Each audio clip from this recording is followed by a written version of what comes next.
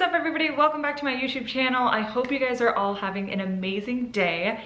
In case you don't know me, I am Dr. Allie. I'm an OBGYN, and here on my YouTube channel I talk about all things women's health, from pregnancy to periods and literally everything in between. Today's video, we're going to talk about the second trimester. In case you missed last week's video where we talked about the first trimester, I'm going to leave that link down below.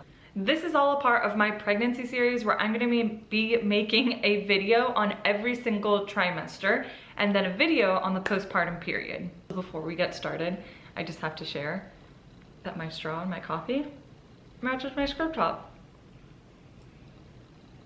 Okay, sorry.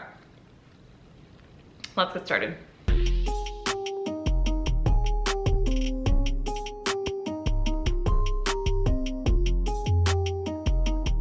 So in today's video, we're going to talk about the second trimester. I'm going to give you all of the details, the development of baby and what exactly is happening, symptoms that you may experience, and then expectations during your visits with your doctor.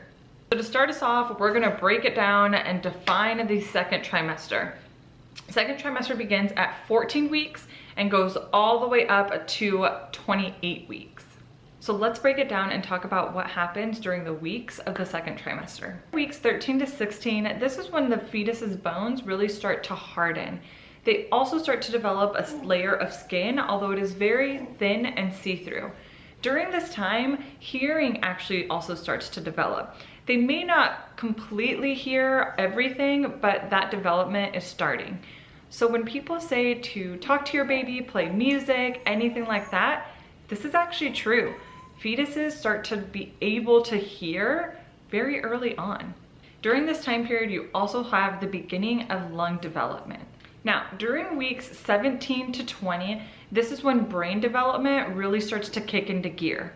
During this time also, you can very identifiably on ultrasound see lips, chin, nose, and cheeks of the baby. And in girls, the development of the uterus and the vagina begins during this time period. Now I'm going to take a moment to actually talk about amniotic fluid and what that is. We know that when fetuses are in utero, they are surrounded by amniotic fluid, and this serves almost as like a protective cushion for the baby. But on top of that, it's actually also very important. So amniotic fluid is majorly made up of fetal urine. Yes, there's other things in it, but all in all, it's baby urine. So the importance of amniotic fluid. We know that as babies urinate, that increases the level of the fluid. Now at the same time, babies are actually swallowing this fluid. So they swallow it, which is why we can see levels of that amniotic fluid decrease, and then they pee out more, so we see it increase again. So there's a fluctuation in the level of amniotic fluid. Now the importance of this fluid is that we know if the amniotic fluid level is normal, then we know that one, baby's kidneys are functioning properly because baby is urinating, but also we know that their GI or their gastrointestinal system is working because they're able to swallow appropriately and then continue that cycle of swallowing and urinating the amniotic fluid out. I think it's pretty cool. So actually the level of amniotic fluid is very important because it tells us so much about the development of baby and that things are functioning appropriately. Okay, back to the weeks. Now we're moving on to weeks 21 to 24. During this week, you may start to feel more definitive kicks and turns as baby starts to grow. During this time, babies start to develop their sucking reflex, and also now they start to develop fat. In weeks 25 to 28, the lungs have developed, but they're not mature enough to function outside of the uterus. Now baby's hearing is more developed during this time, and babies can actually start to react to loud noises or loud music or anything like that. So you may notice babies kind of flinch or kind of move more when they hear loud sounds. They can also open and close their eyelids. We can see this on ultrasound. It may look a little odd and creepy, but I promise you it's normal. And also during this time, the nervous system starts to develop. Okay, now let's jump into symptoms that you may feel during the second trimester. Now, one positive thing, if you remember from my first trimester video, that's typically the time period where nausea and vomiting are the worst. Now, once you enter into the second trimester, nausea, vomiting, and the fatigue or extreme feelings of being really tired tend to decrease. Now, every pregnancy is going to be different, so don't compare yours to someone else's. Don't even compare two of your separate pregnancies because they can look very differently. But for the majority of women, all of these symptoms improve. One of the most common symptoms that we start to see in the second trimester is round ligament pain. Now, I'm sure a lot of you have heard about this. This is a very common complaint and discomfort during this time period. So round ligament pain, what is it exactly? Now, as I mentioned earlier, the second trimester is a period of rapid growth and development. So as baby and your uterus start to grow, there's ligaments attached to your uterus that begin to get stretched. Now, your uterus and baby are obviously growing in size. These ligaments don't grow, they just get stretched. Round ligaments are on the sides of the uterus, and so as these ligaments get stretched, it's going to cause discomfort on our sides. It can cause discomfort on our lower backs, and the attachment of the ligament is actually in our labia. So it can start to have some discomfort near the labia majora and even vagina. During this time period is when I'm sure you'll start to feel, like I mentioned earlier, more definitive movement, kicks, and rolls from baby. You can also start to noticing a tightening or stretching of the skin over your abdomen. Some women also develop stretch marks. Now, if you follow me on Instagram, you know that a couple weeks ago, I started talking about stretch marks in pregnancy, and I even filmed a TikTok on stretch marks. Now, the development of stretch marks is majorly caused due to genetics. So not anything you could really do to prevent it. Now, I know there's a lot of like belly creams and oils and things that you hear from celebrities and, you know, $500 cream that's going to prevent you from getting stretch marks. Be very, very careful not to waste all of your money on this. Like I said before, the majority of the reason that stretch marks develop is because of your genetics. So if that's the reason, you can't do anything to prevent it. There have been some studies that looked at almond oil as a means to see if it would prevent stretch marks. Again, the study that was done, not super great numbers, not a lot of women were enrolled in the studies, but I can link that study down below so that you can read it for yourself. And I will also link down below some almond oil that some of my friends have used and actually really liked. Now, during this time, you may also start to notice swelling in your hands and your feet. All pregnant women get some swelling. That's just a part of it. But if you ever have any doubts, questions, you think the swelling is too much, please bring it up with your provider. Also, two more things that you may notice during this time period are darkening of your areolas, this is normal, and then also that mask of pregnancy, or what's called melasma. Commonly develop here in this area of the face in pregnant women, and typically after delivery and once the postpartum period is done, it can go away. For some women, it may stay. If that's the case, it may be something to bring up with a dermatologist once you've delivered.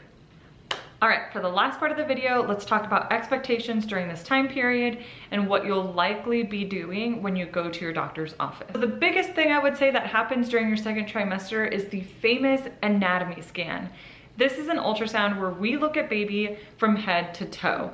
This ultrasound typically takes 30, 45 minutes, maybe an hour, because we look at all of baby. We look at baby's brain development, heart very closely. We look at the stomach, kidneys, limbs, genitals, we look at everything. This ultrasound is typically done between 18 to 20, 22 weeks. I would say that's the ideal time to do it, and that's when we can typically get the best pictures from baby. Another big thing that happens during this time period is the glucose tolerance test. This is a screening test that is done on all pregnant women to screen for gestational diabetes. Typically, this is done between 24 to 28 weeks, and that's when you get to drink your glucola, that yummy orange soda. If you're pregnant and had to do it, you know exactly what I'm talking about. So you'll drink this sugary drink and then kind of hang out for an hour, and then we check your blood work an hour after you drink it. Want more information on gestational diabetes? I actually have an entire blog post on it where I go into detail, and I will link that down below. You may also notice that during the second trimester, when you go to the visit, there's a time period where then we start pulling out a tape measure and we measure the length of your uterus. Now, are you wondering why we do that or what that kind of measurement means? I'm here to explain it. Once you get to 20 weeks gestation, the top of your uterus, or the uterine fundus, is at the level of the umbilicus. Umbilicus is a fancy name for your belly button. every week after 20 weeks, the size of your uterus should be increasing about 1 centimeter. So when you're 24 weeks, let's say, and we measure from your pelvic bone to the top of your uterus, at 24 weeks, it should measure roughly 24 centimeters. And same thing, when you're 30 weeks, we do that measurement and your uterine fundus should make it to 30 centimeters. Now there is kind of a grace period because not all babies are the same. So if you're measuring 31 or 32 and you're 30 weeks pregnant, or you're measuring 29 and you're 30 weeks pregnant, we don't worry about it.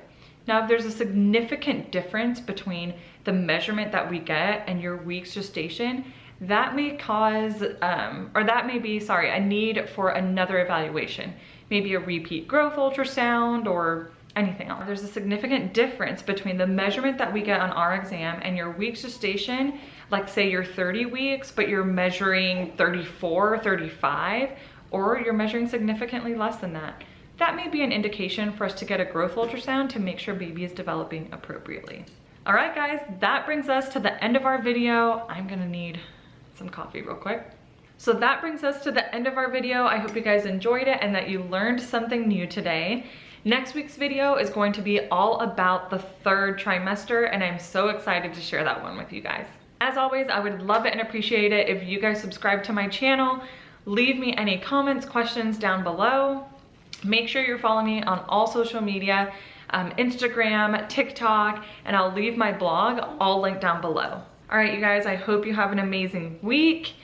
Always be kind, always show love. You guys are the best. I love you so much, and I'll see you in my next video. Bye. Continue. But also, Ash, I'm gonna need you to stop whining.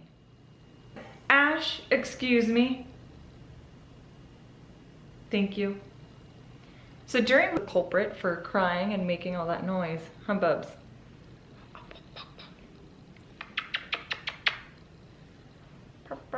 He just wants to go outside, don't you, buddy?